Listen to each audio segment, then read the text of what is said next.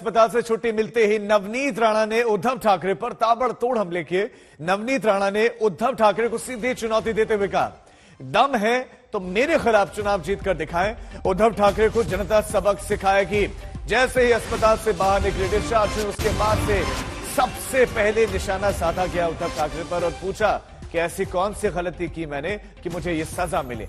अगर हनुमान चालीसा का पाठ करने पर 14 दिन की जेल हो सकती है तो मैं तो 14 साल रहने के लिए तैयार हूं। साथ ही साथ चुनौती दी कि जिला आप तय करें, चुनाव में उतरे और जीत कर दिखाएं। उन्होंने साथ ही साथ एक कटाक्ष भी किया कि पूर्वजों का दिया हुआ है, पूर्वजों की दी हुई कुर्सी है।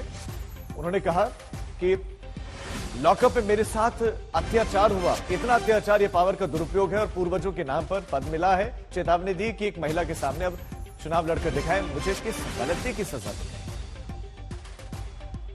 महाराष्ट्र के मुख्यमंत्री उद्धव ठाकरे को शायद सालों बाद एक बड़ा चैलेंज मिला है और चैलेंज मिला है नवनीत राणा से। चैलेंज यह है कि महाराष्ट्र के किसी भी कॉन्स्टिट्यूएंसी से आप चुनाव लड़ें, नवनीत राणा का कहना है वो उद्धव ठाकरे के समक्ष खड़ी होंगी। एक और चैलेंज, भाषा में वही एग्रेशन। 100% महिला की आवाज दबाना मतलब जेल में भेजकर 14 दिन में महिलाओं को इतना कमजोर कैसे समझ लिया कि 14 दिन में अगर जेल में डाल दिए तो उनकी आवाज दबा के उनकी हिम्मत हार जाएगी। नहीं, मैं महाराष्ट्र की बेटी हूँ और भारत देश में रहने वाली एक नागरिक हूँ और लोक प्रतिनिधि हूँ। खुद के बलबूते पे मेहनत करके, कष्ट करके, खून का पसीना किया है, तब जाके मेंबर ऑफ पार्लियामेंट बनी हूँ। मैंने किसी के नाम को इस्तेमाल करके मैं मेंबर ऑफ पार्लियामेंट नहीं बनी हूँ।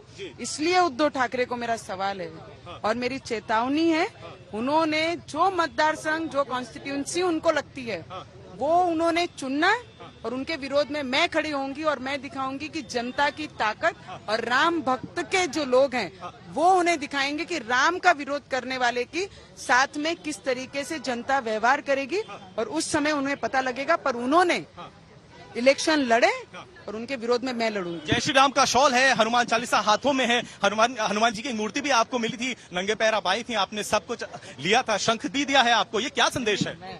शंख एक पवित्र और लड़ाई का शुभ आरंभ जो करना था वो मेरी महिलाओं ने, जो सब महिलाएं आई उनका मैं दिल से धन्यवाद करती हूँ कि महिलाएं और ये देश के हर नागरिक मेरे साथ खड़े रहे ये 14 दिन में और उन्होंने ये दिखा दिया कि ये देश में अन्याय होते ये देश का कोई भी नागरिक बर्दाश्त नहीं करेगा। इसलिए शंख की शुरुआत करने का और देने का हाथ में, और हनुमान चालीसा और ये दुपट्टा, ये सिर्फ दुपट्टा नहीं है, ये हमारे विश्वास और हमारी मान्यता का सबसे बड़ा प्रतीक है इसमें। तो मुझे लगता है ये मुझे उड़ाया है तो इसके साथ मेरी जवाबदारियां भी बनती है और भगवान का नाम ये भारत देश में अगर लेना गुनाह है तो 14 दिन नहीं 14 वर्ष भी जेल में रहने के लिए मैं तैयार हूँ। पर मेरी संस्कृति और मेरे हक, मेरे अधिकार कोई मुझसे। नवनीत राणा के मन में इस वक्त कैसे भाव है? गुस्सा है, नफरत है, बदले की भावना है या माफ कर देने की भावना है?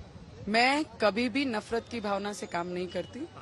मैं मेरे लोगों के बीच में रहकर लोगों की सेवा करके यहाँ तक पहुंची हूँ। मेरे अंदर सिर्फ एक ही भाव है कि खुद से मेहनत करके वो व्यक्ति खड़ा हो और वो चुन के आके दिखाए।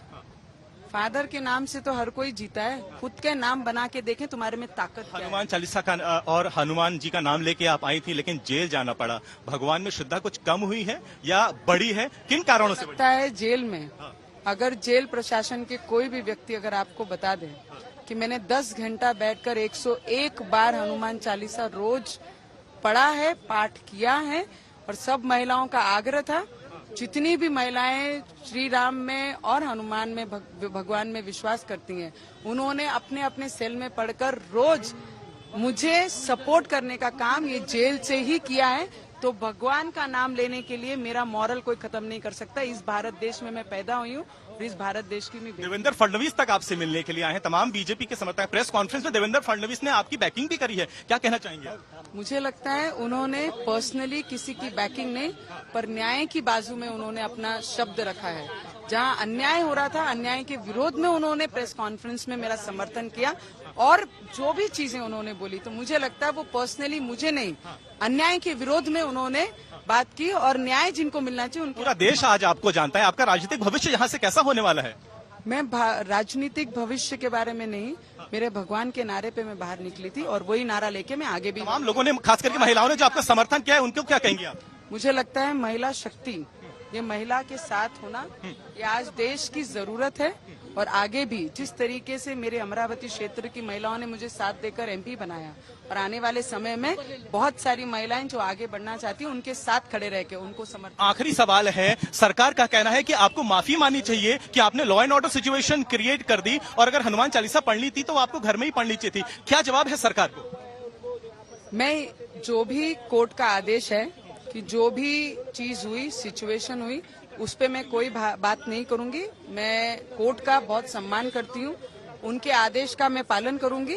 उस सिचुएशन को छोड़कर मैं जो भी बात होगी मैं जरूर। मुंबई में आना जाना लगा ही रहेगा या मुंबई की बेटी हूँ, मुंबई में मुझे आने से कोई नहीं रोक सकता है। मुंबई की बेटी, वो ताकत और विदर्भ की। बीएमसी ने भी आपके घर पे एक्शन किया, उस पर क्या कहेंगे? आखिरी सवाल। मुझे लगता है कि उद्धव ठाकरे ने सब शुरूढ़ बुद्धि की, सब लिमिटें क्रॉस कर दी हैं, और उसका जवाब, अगर वो मेरा पूरा फ्लैट की परमिशन, बिल्डिंग की परमिशन ये बीएमसी देती है, मैं उसकी बिल्डर नहीं हूँ, मैंने वो घर लिया है।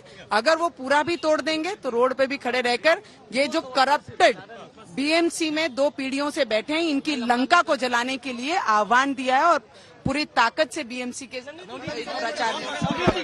कैमरा पर्सन महेश मौर्य के साथ पंकज उपाध्याय, मुंबई, आज तक।